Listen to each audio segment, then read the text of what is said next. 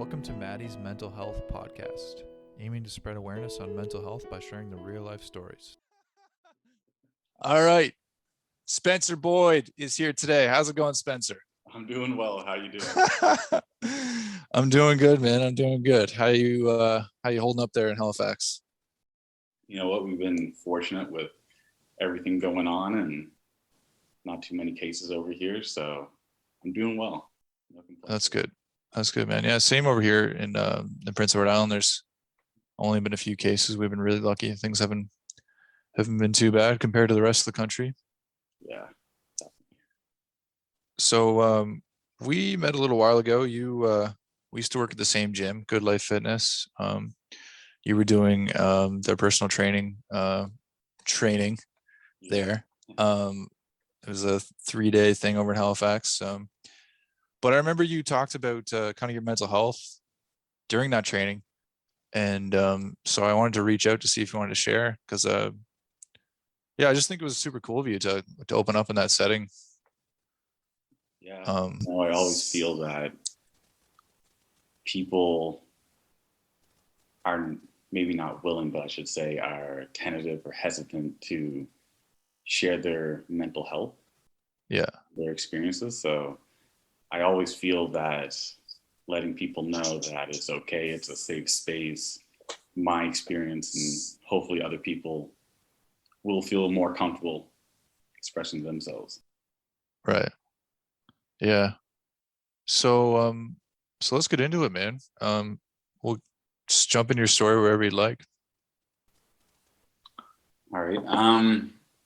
I would say, well, I was diagnosed with anxiety, social anxiety, more specifically, comorbidity with depression, and I believe, is it called ADHD or ADD now? I think they're just the same thing, but like on a spectrum. Like ADHD is attention deficit hyper disorder. So it's just like a little bit heightened. So it's a little bit like higher in the spectrum. Okay, so I must have been ADD. And when I got that diagnosis, it made my whole life make sense. It was like that light bulb moment, that epiphany of me saying, okay, I've known something has been wrong for 10 years. So looking back at my adolescence, it was me going to school. I'd always avoid people. I didn't know why, even though it's weird because like you saw me instructing in the personal training base camp. It's like, it doesn't seem like I'm a very introverted person, but that's just, that's like just an act. It's something that I have to put on because of the setting that I'm put in. Right. But I would say I started feeling very anxious about my environment going to school. I started procrastinating. I started going to school very late. I could always remember I would avoid that 9 o'clock bell, and I'd always show up about 9:10 because that way no one would see me or I'd have to interact with people. So did you get like roasted by your teachers every day, or? Well, some teachers they kind of just gave up because it was consistently they knew I was going to be there at 9:10. Day number 56 in a row. They're just like, okay, you're just going to be here this time. I always showed up, but I was always late. There was only one teacher that she made a point of always saying something to me, but I was less late. I was a couple minutes after. Yeah. 9:08. 9:08, yeah. But it was strange just if I was like walking to school and I was going to be on time, I would like slow down. Right. And if I was there and I had to be on the school grounds talking to people, I would get like sweaty palms. Right. and I would like freeze up in a conversation. Like I didn't know how to carry on a conversation. Right. And so when do you remember when this started? Like it was around the adolescence, but do you remember it kind of like slowly coming on, like over like a period, or was it just kind of like, what was it like?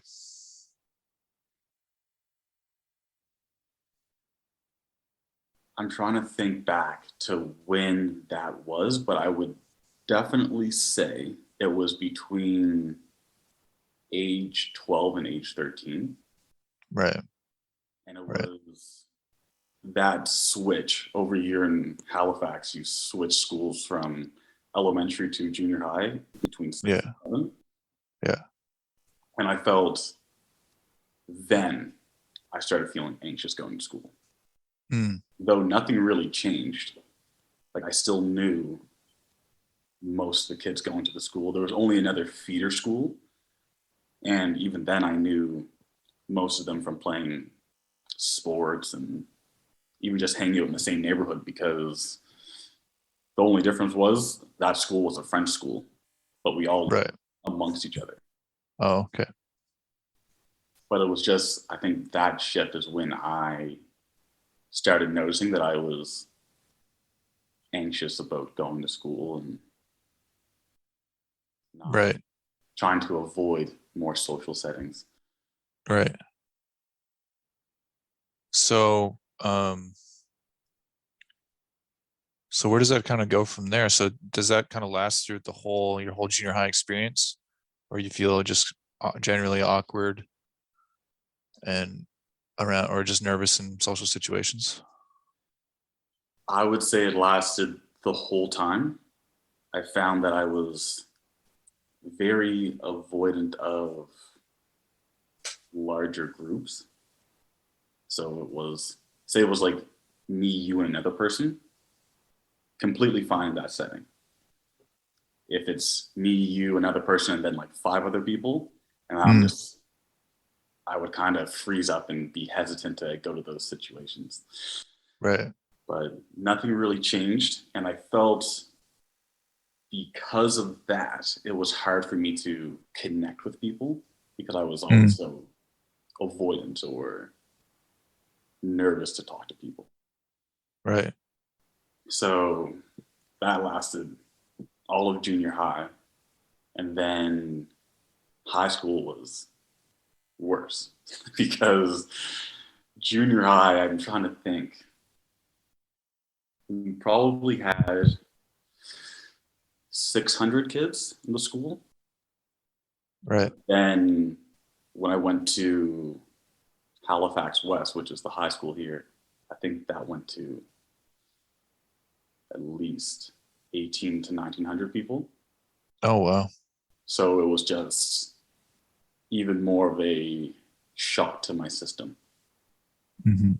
Just seeing hundreds of kids on the school ground was a very intense. Bigger groups. The groups got bigger. Yeah, significantly bigger. 3 times as much. Wow. So if you guessed it, yes, I was consistently late. So, like,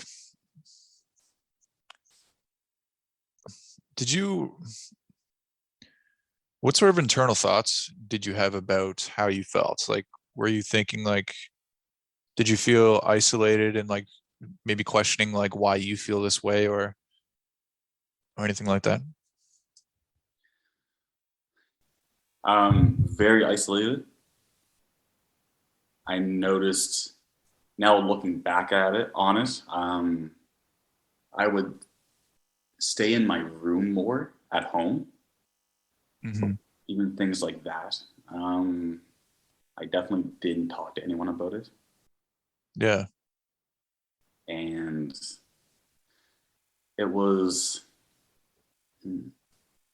at that time, I felt that I was just like weird, for lack of a better term. Like, what is wrong with me? I knew something was off because I felt or I would see other people being able to socialize without any issue. Yeah. Like, I have several friends that they literally talk to every single person they meet. Yeah. And like me, even trying to say hello is a daunting task, which I Right. thinking about, I don't think it should be. Yeah. For me, it is. Right. Right. So I felt very isolated. I felt like I was the only one that, like, I would be in my head before I would be able to say anything. I'd be like, don't say that. Just walk by. Mm-hmm. Right. And like, I think it's interesting, like with people going through things like this, and like, did you ever feel the did you ever feel like motivated to share with someone, or that like maybe I should share, or like, did you ever think, was that even a thought in your mind, like I should get help for this, or anything like that? No, it wasn't.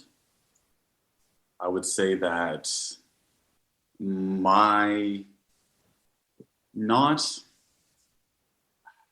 my mother is someone that I can go to Right. now that like I'm able to express myself. But growing up, the environment that my parents had growing up in, it wasn't a very open environment. It was just like you kind of dealt with it.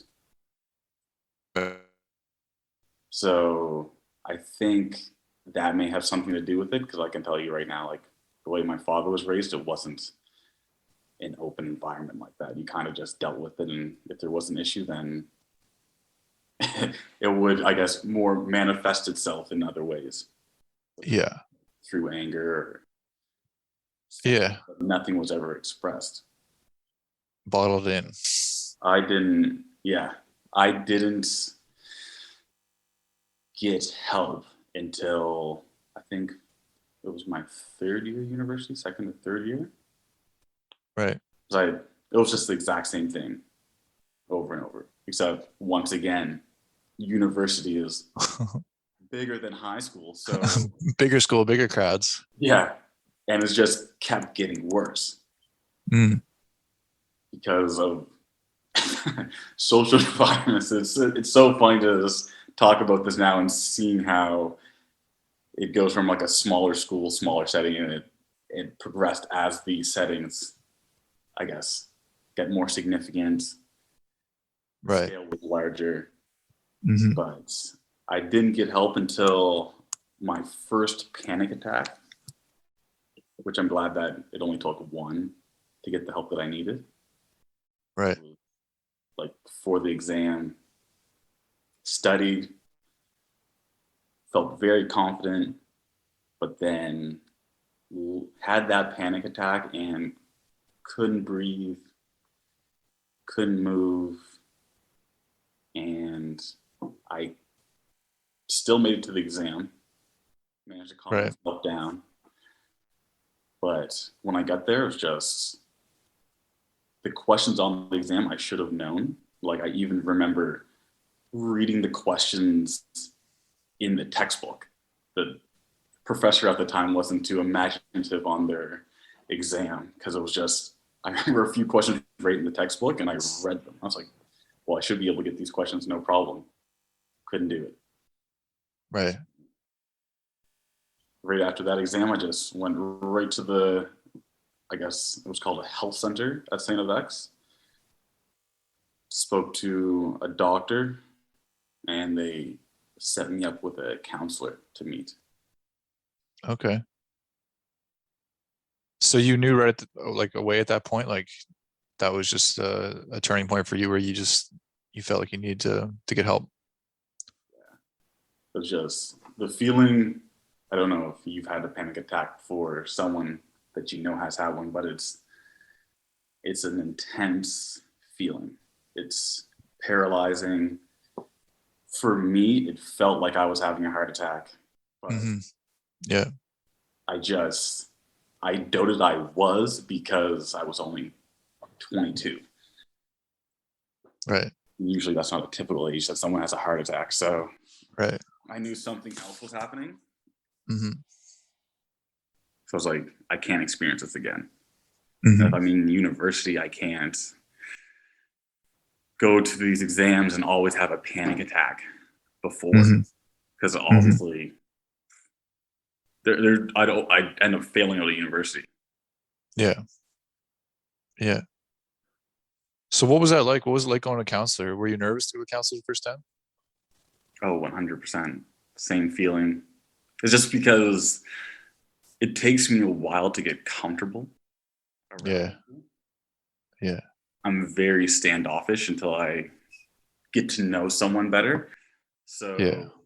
I would say the first 3 to 4 sessions, it was me being completely Cool. stone face, not Yeah. opening up. But fortunately for me, she stuck with me and was able to help me a lot. Discuss exactly how I felt. She was able to get a diagnosis, which it was nice to know exactly what it was that I was experiencing. So what was that first diagnosis?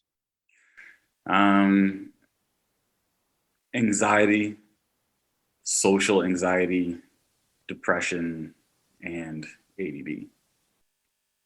So it was like, I knew something was off, but then she told me like 3 or 4 things that was going on with me. I was like, okay, this makes sense, because I get super anxious around people, different settings. And it's like, okay. And I feel depressed. Like, I remember not being able to leave my room. Like, I remember probably about a year, it was just leaving my room was paralyzing. It was terrible. The thought, which is, you shouldn't feel that way. You should be able to leave your bedroom. It shouldn't. Yeah. I don't think it should be like climbing Mount Everest. It should be just leaving, saying what's up to everyone, and then just going about your day. Right. So I realized when she diagnosed me with depression, that feeling that I experienced about not being able to get out of bed or wanting to be in my bed. Mm-hmm. And which year was that you felt stuck for, or you were stuck for a year? My 3rd year, I would say, and then it did carry over until my 4th year of university. Right. And you can share as much as you want, of course, but like, what sort of feelings were you feeling at that time when you're stuck in your room? It was definitely a very dark place for me. I would say I did experience suicidal thoughts. I'm lucky I didn't act on them. I know I always would remember a conversation I had with my mother because I remember in high school or something like that, there was a suicide. And I remember my mother saying that suicide doesn't solve the problem. And she just had a conversation with me about it, because at the time I was a young kid, a young boy. I think he was like 15. Mm-hmm. So her saying that, and I was just like, okay, that's not going to make this issue go away. So I didn't carry out with any of those thoughts. But the feeling, I would say, was like a dark hole. Mm-hmm. It'd be like, I'm trying to describe it. If you ever go to like a school gym in the morning, because I used to play basketball and we'd have like practice in the morning, and you Yeah. get there and the gym is dark, the lights aren't on yet, and you're just standing there. It's like there's this big empty dark space. Mm-hmm. You feel completely isolated, completely lost, and you don't really know where to go from there because you can't see your way out. Mm-hmm. Just a dark void. Yes, exactly.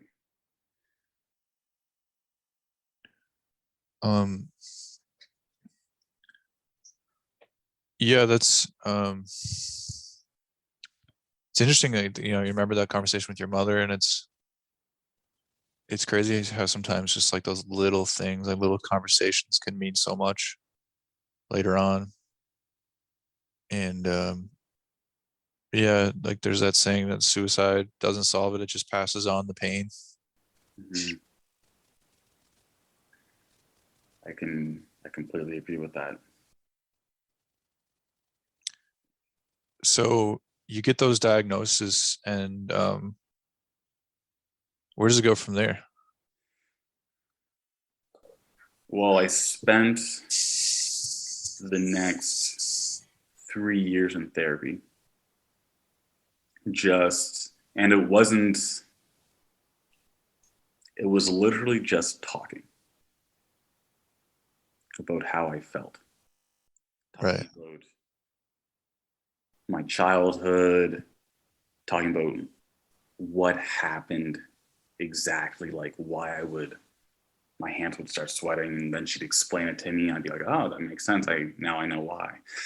She explained why my anxiety would manifest like that, why my anxiety would, I guess, turn into depression, because it's just, you're so anxious, you get overwhelmed, and then that was my response, become depressed. So I would say we talked a lot. I tried several different SSRIs, that's anxiolytics. 2 or 3 didn't work, and then I tried citalopram, and at the time, I'm not sure if it's still the highest dose, but they put me on 40 milligrams, and it helped because I didn't feel that severe anxiety that I felt for so long, for the last 10 years. But it also made me feel numb. And I think it made me feel numb because I was on such a high dose. Yeah. So I'm just trying to think of the feeling. It was almost, you're in this in-between phase. You don't really get happy, you don't really get sad, you don't really get anxious. You're always in between. Right. It was great that I didn't feel how I felt for so many years, but then you realize, okay, that can't be right either, to be emotionless. So we worked on, I guess, different tactics or techniques to help with if I felt a panic attack was going to come on again, or if I felt anxious, like deep breathing, writing down what's happening, why I feel that way, and then like even writing down a plan if it was like an exam or something like that was making me feel anxious. So it just gave me a toolbox of what I could do to help. I think that's super important, and that's always a question I ask and always comes up is like, what are the things you do on a daily basis to help maintain your mental health, or what is your toolbox? And it seems like when people go through this path of kind of self growth, self healing, you end up finding these tools for yourself. Yeah, it's a lot of self discovery to figure out exactly what works for you. Man, I've been thinking like this stuff should be taught in school. 100%. It's especially, I would say, in junior high. Yeah. Because at that age, you're going through so much. Mm-hmm. Like from puberty to different friend groups, whatever. It's just such a, if the child or the teenager doesn't have a great support system, then they're going to be lost. Mm-hmm. And I feel like nothing has changed from even the generation before us. It's still kind of like figure it out, and then it's not really talked about. Mm-hmm. But at least that was my experience growing up. It wasn't really. Yeah. I think like today, like right now, I think like, and maybe even, it seems like even in the last couple of years, like even 2-3 years, like mental health is becoming more of a topic, a conversation. But like, yeah, the same thing with me. Like when I was in school, like I can remember one grade 9 class, now that you brought that up, that they were talking about depression. And there was like this whole thing in like an English class or something, we're talking about like depression feels like you're in a hole and you can't get out. And like that reminded me of that. Just thinking back then, like I was depressed, and it made me realize that. And they were talking about like suicide and stuff. But like besides that, that's the only memory I have of mental health. No one was talking about anxiety. No one knew what anxiety was, like high school or depression, or like it wasn't really like a topic of conversation very much.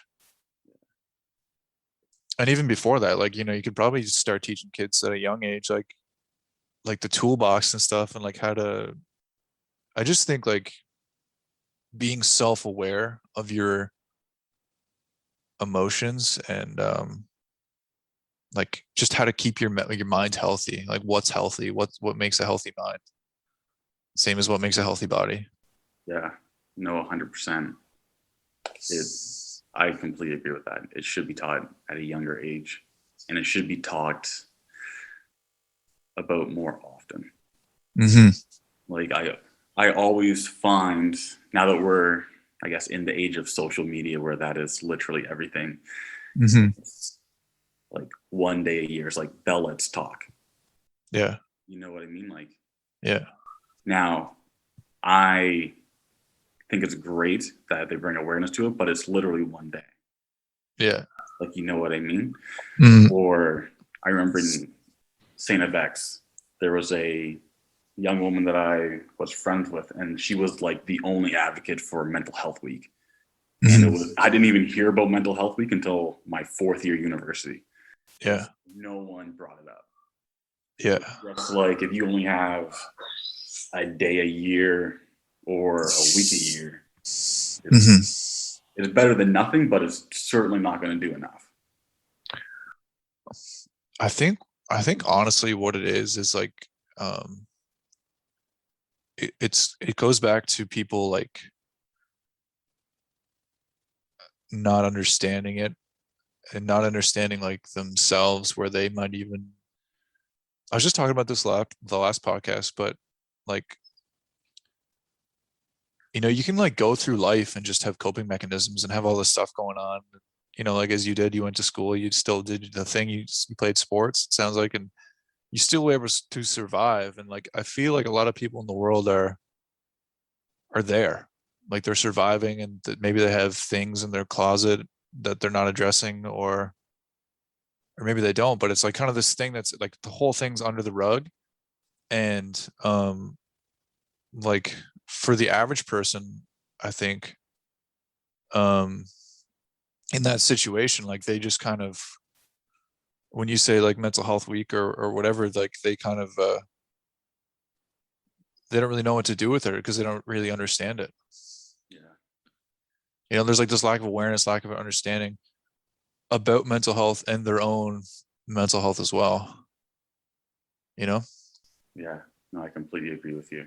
Because if it's not talked about and it's only talked about once in a while, I feel it is not enough time to self-discover and address how you're feeling. Yeah, I also think like it's associated with like a negative too. Like it's almost like that's all changing now. I think like it's like I had a guy on a few weeks ago and he was talking about how he went to Unit 9. That's like the unit here, like the psych unit or whatever. And he went when he was like around that age, like junior high school. And he was saying like when he went back to school, the word got out, right? And people kind of, you know, like kids at that age, they don't understand, right? But I feel like that's kind of that stigma is still there a little bit, where like if you go to the hospital because you're suicidal, or if you're on medication, I think that's another one. It's like people there's like a stigma there with that, and they don't understand that mental health is like just the same as physical health. Like it doesn't have to be like that's like the spectrum of like you're in a bad place, right? But earlier on the spectrum is just maybe you just feel a little bit anxious, or you're disconnected, or you're not connecting with your friends, or maybe you you know, anything that happens, right? So it's like it doesn't have to be this big negative thing, right? It's just about like doing those daily practices, making yourself feel good, even if you're not you know, diagnosed with something. It's just about like keeping yourself mentally healthy. Yeah, exactly. Now you're saying that it's just, I feel a lot of people just kind of, you're right, sweep it under the rug, and they kind of just use coping mechanisms to get by. Yeah. And it's just, and you're right. And that's yeah, go ahead. I was going to say, you're right. There is still a stigma, and it's not so much out in the open. Like, I don't think someone would make fun of another individual for being depressed or being anxious, but there's still that kind of behind closed doors kind of look down on that person. Yeah, and even if it's not that, it might just be lack of understanding. Yeah, that's a better way to put it. It's a lack of understanding of how they feel. Like if you tell someone that you're on SSRIs and they don't know anything about it, like they just be like, well, like you have to take medication for depression, and like they don't understand. There's like confusion and an awkwardness to it, right? Yeah. But I think the more you can educate, and then yeah, it's interesting too how like people, like you can give them the tools, but like if that was just a more regular thing to have those tools like already kind of in your toolbox before you need them, and then you have them when you need them. But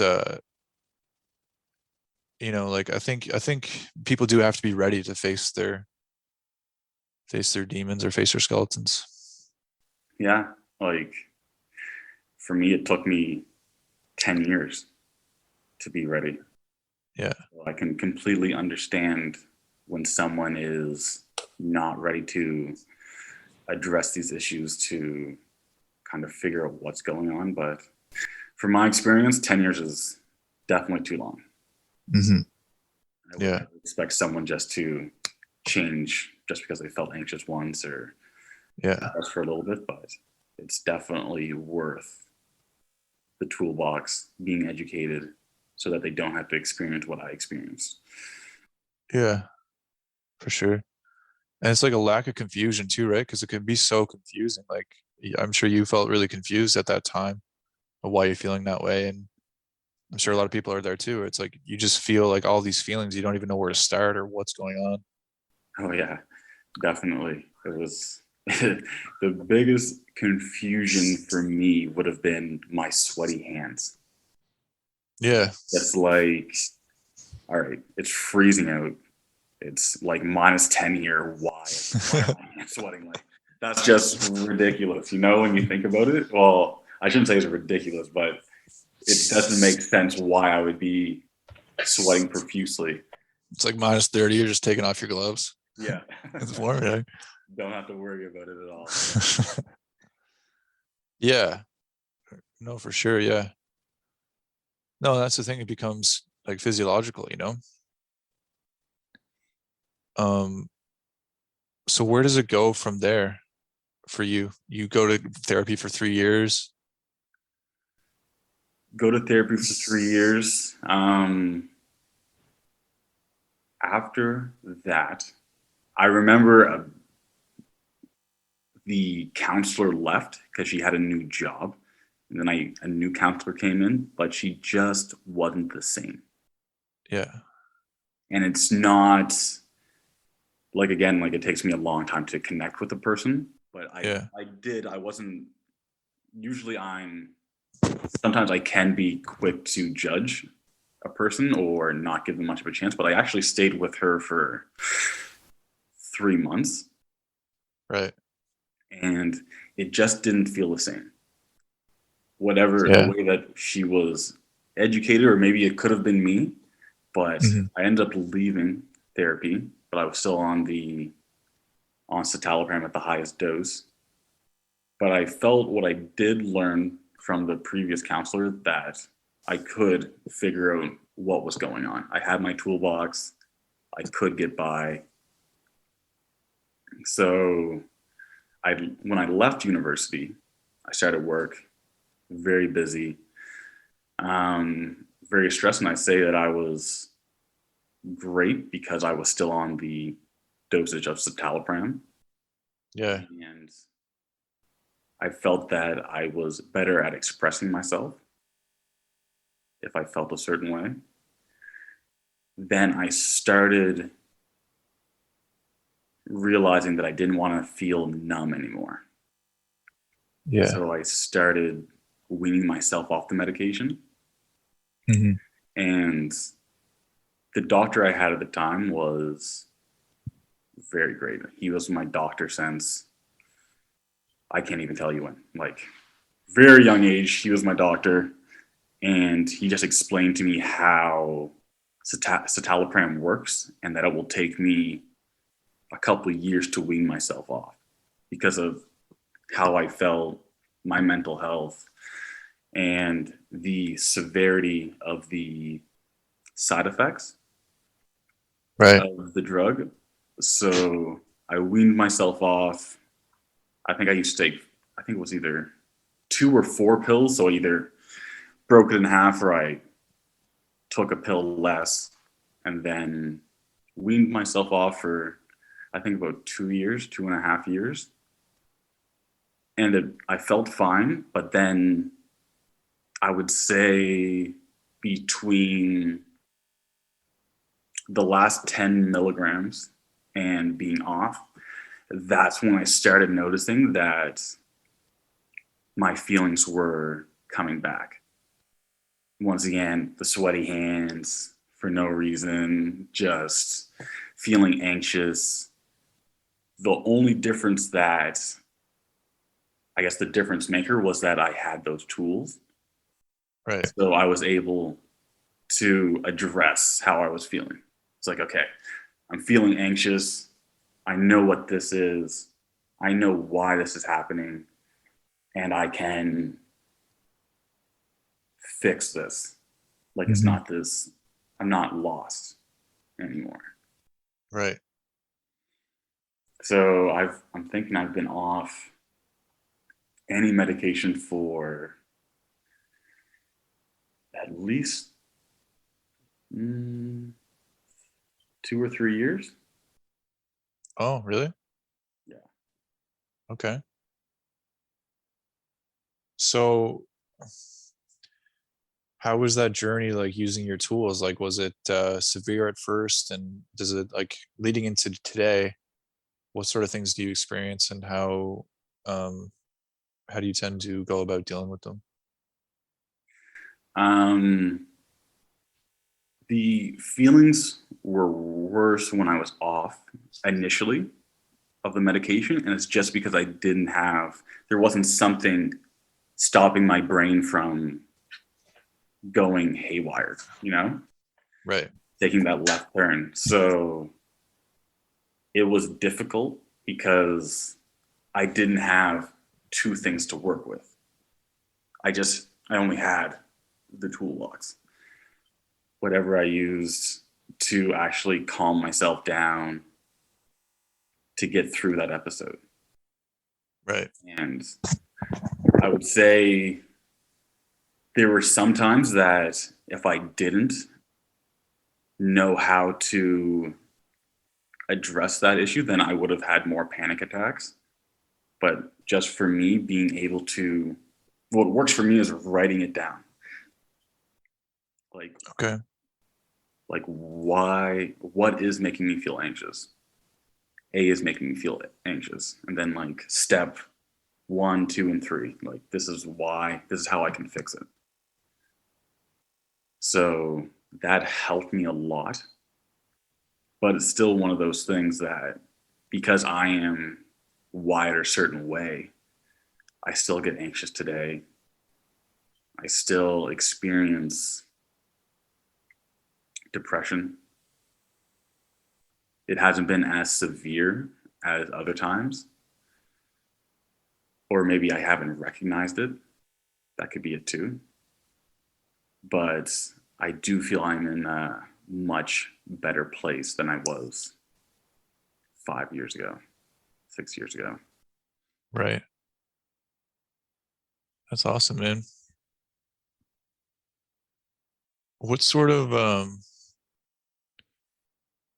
things do you do for depression? And is that heavily correlated with the anxiety, or does that come on as well on its own?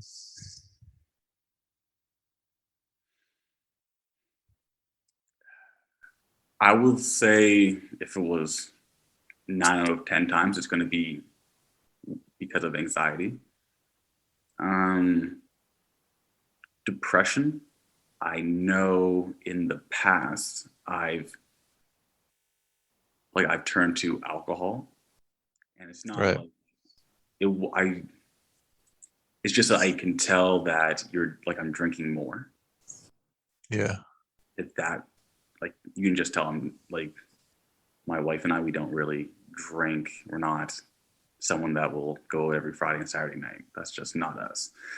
So if I knew that I was drinking more earlier on, I'm like, okay, that might be a warning sign for me. But the depression, when it comes up now, I just know I'm depressed because I start isolating myself more. Yeah, right. And I can tell oddly enough, if I look at my phone and I see my text messages, I'll be able to see okay, last conversation I had with someone was on Saturday and it's now Tuesday. And it's just okay, why am I kind of stepping away from my friends? Why am I not messaging them? Right.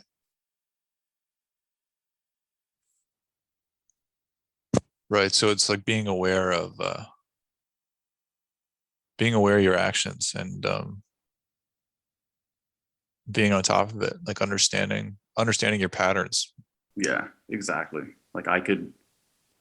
Exactly. That's the best way to put it. I know if I was to turn to drinking a lot of beer again, then I'd be okay, something's up. Same thing with the text messages. If I'm not texting my friends, okay, something's going on. Mm-hmm. So just being aware of my tendencies or my coping mechanisms, then it's okay, I know what to do. I know what's going on. I'm feeling this way and I have to do something to stop this feeling so it doesn't manifest itself into something more severe. Right. Have you had trouble wrestling with burnout / stress? I know that from what you told us at the training, you were, and you even just mentioned it there, you were very, very busy, initially when you started the job, and it sounds like you're still busy. Do you struggle with that, just managing work-life balance and stress and stuff? Does that play into your mental health? Yeah, it definitely does. And I will say I've been a personal trainer for almost 6 years now, and I will say my first 4 years, I didn't have an off switch. So it was work, work, work, 7 days a week, and I just completely burnt out. I Right. had about a year that I didn't want to work out. I didn't want to be in the gym. The only time that I actually enjoyed being in the gym was when I was training my clients. So, but other than that, I just Want to get out of there. I wanted to get out of there. I avoided it completely. And I now realized after that year of just not wanting to be there, hating it, it's just like, okay, I overworked myself. Mhm. I wasn't seeing family, I wasn't seeing friends as often as I should. I wasn't taking time for myself. Mhm. So that was just like a wake up call. Okay, something's wrong if you're kind of isolating yourself that way, because Yeah. it helped me with my career, but I sacrificed a lot for it. Yeah. I look back at it, I would rather have had a work-life balance. Yeah. Not, and absolutely dreading it. Yeah. And leading into today, is that something that you feel you've made progress on, or where is that at today? Work-life balance, 100%. And it's for a few reasons, like definitely my wife, because I felt if we didn't spend time with one another, then I think you would just end up going your separate paths. And it wouldn't Yeah. be intentional. It wouldn't be like we'd have a bad relationship, but it's just like if you don't spend time with one another, then like what's the point? You know what I mean? Mhm. Yeah. You're just gonna grow apart. Yeah. So I say that's a main driver for me. And then picking up another hobby, like I picked up golf again.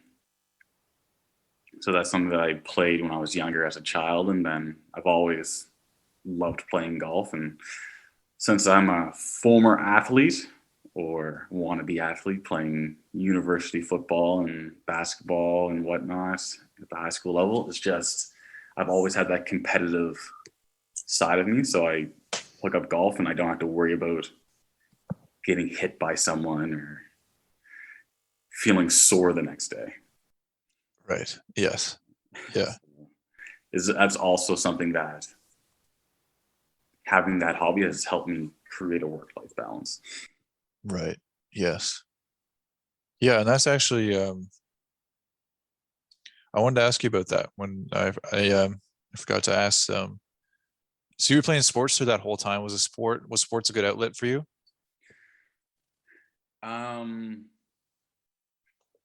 Yes and no.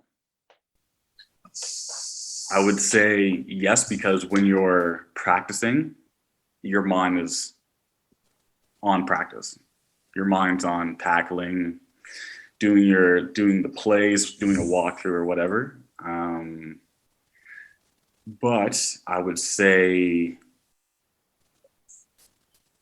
my anxiety was also very present while I was playing sports, especially at the university level. Mhm. It was like university, you're always fighting for a spot. And if you would like mess up, then it's like, okay, you could have lost your spot on the team. You could have lost dressing the next week or whatever. And I would say, I'm trying to think what year it was. My third year, I got injured and I tore my hamstring. Yeah. And then at the same time, like, I think this all came to like a head. It was feeling very anxious, depressed, tore my hamstring, couldn't play football. And it was just, that's when I had my panic attack. Right. Yeah. Everything came tumbling down at once. Yeah, definitely. Because I took the irony of this. I took psychology as my minor in university. So I took psychopharmacology, so I knew about SSRIs and citalopram and everything when I was taking it. I was like learning it. So it was interesting to learn about what you're taking and also experiencing it. Yeah. But then I took another class called, at the time, it's called abnormal behavior. So it would be those schizophrenia, depression, anything. And it was learning about this and going through what I was going through. It also helped, as well as going through, I guess, the counseling. Right. Yeah. I imagine it would. Well, I just want to say thanks so much for sharing, man. Yeah. No, I appreciate you having me on, and I feel it's important to always share this message, try to reduce the stigma.